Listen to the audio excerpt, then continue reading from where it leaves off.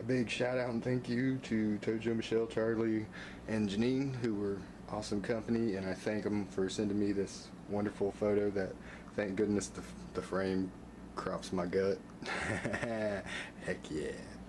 Look at that. Wow. RelicShack.com. What's that? RelicShack.com. Here we are in my uncle's creek. Tojo, Michelle, I should have brought y'all here. Not that I found an artifact. Oh, there goes my phone. But 5 seconds into the creek, I got a big old horn coral with the tip on it. Let's see if we can find an arrowhead now.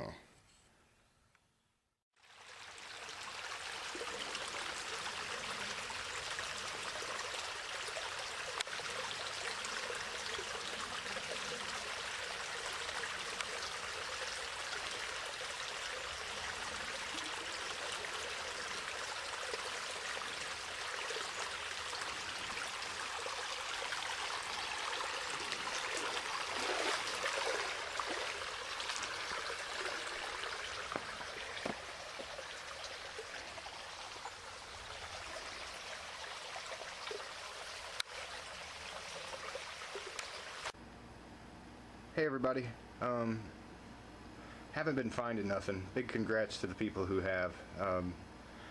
Honestly, I've been trying. I've seen some water snakes now and all kinds of different animals, but just no luck as far as finding an actual artifact goes. But again, get to enjoy being outdoors. This is the Miamisburg Indian Mound on an old postcard, and one of the things I collect are postcards, and I have quite a few of them, but they're, forgive me for the blur. Let's zoom that out. Here we go. Just sometimes it's before photography, other ones are photographs, like pre-color photographs back when I had to paint them. And I gave Tojo and Michelle a copy of this when I got the privilege of walking with them all. And there's a fellow here in Ohio who's having a good season, him and his whole family. Congrats to them. Commissioner Tom. I'm going to put a link, but Tojo and Michelle, if you check out his video of an Indian mound, he's got this mound. He went to it recently. It was about the same time I gave you all the photograph. It's kind of a karmatastic coinky-dink. Yeah, so let's talk about Hopewell bladelets. And these are all from the same spot. Let me zoom out and I'll pick them up because it'll be easier to handle them on my lap. Apologize for the glare, but they are some heat-treated glassy Flintridge flint. And usually they're uniface, being totally flat. Sorry for dirty nails there. This one is worked on the opposite edges of the flat side, the uniface. So I'm not gonna sit here and talk about what they're for because I don't honestly know. I know that whatever they're for, the Hopewell people wanted the prettiest of the pretty. This flake knife was found by these. It's a pretty big fella. It's pretty jagged. Again, big, pretty piece of flint. This one is not from there. It's just for reference. It's a flake knife.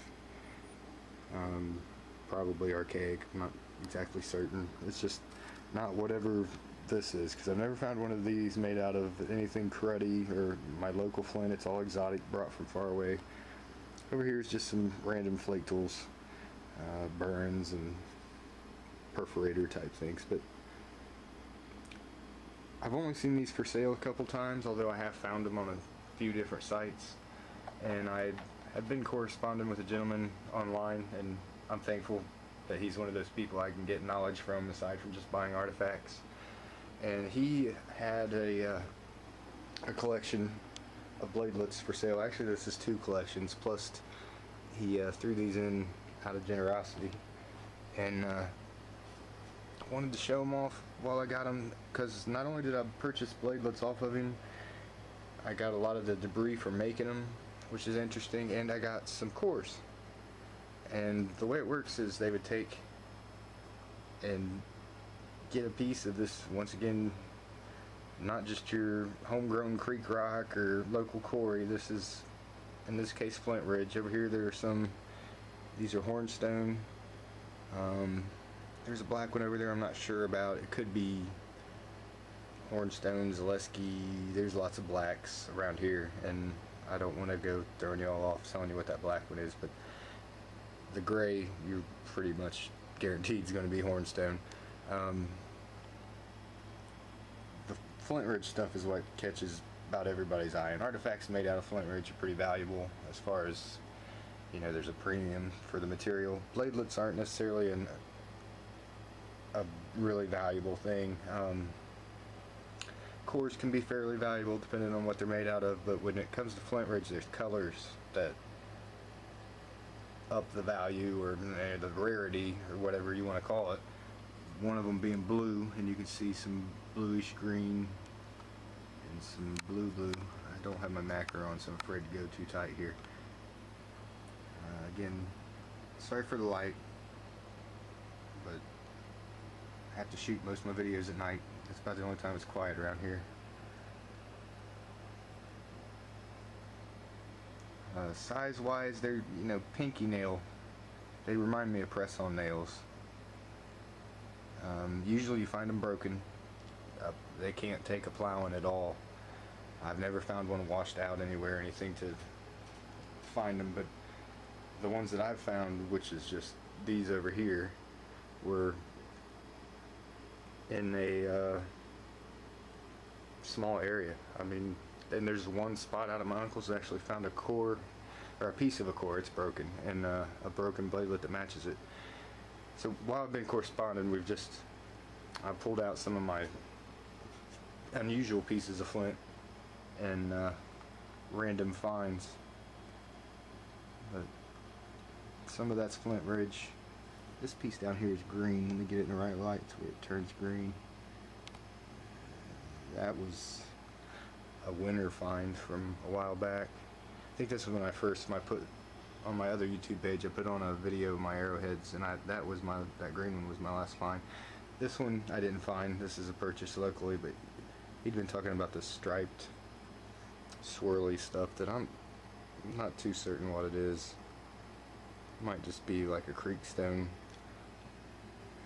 This one I think is actually Flintridge, and you can't really make out the bullseye swirls in this light, but there you go. It's got a little bit of pink and green. Well, the green I don't know, I'm not sure about. The yellowish red kind of reminds me of the heat treat look, and you can see some quartz in it.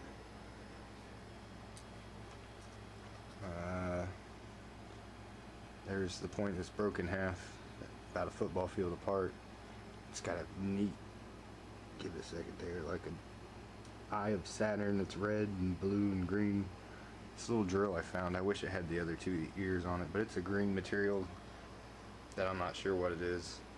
I don't think it's Flintridge, but I live a decent car travel from Flintridge, an hour and a half, 2 hours.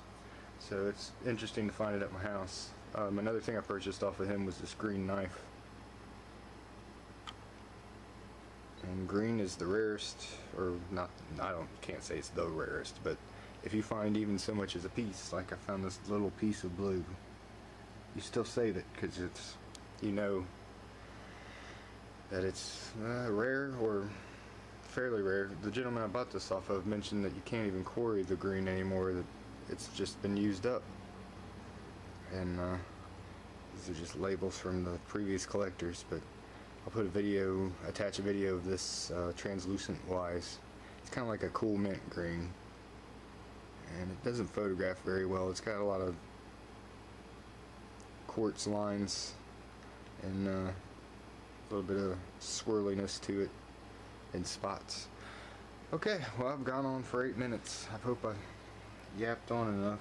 The cores are really neat to see the facets, and the bladelets are interesting. Just, you know, I have a few more cores coming in the mail. I just wanted to get a video of these while they're out and before they go into the stacks of cases. I'll have to dig to get them out. But if y'all find any cores on the other edge of the Hopewell country over in Missouri or Illinois, heck, anywhere you find a core or a bladelet, I'd like to see it if y'all don't mind. The flakes, even the flakes are usually pretty recognizable by the kind of like a median ridge that runs down them. So yeah, take it easy everybody. Best of luck out there, and take care.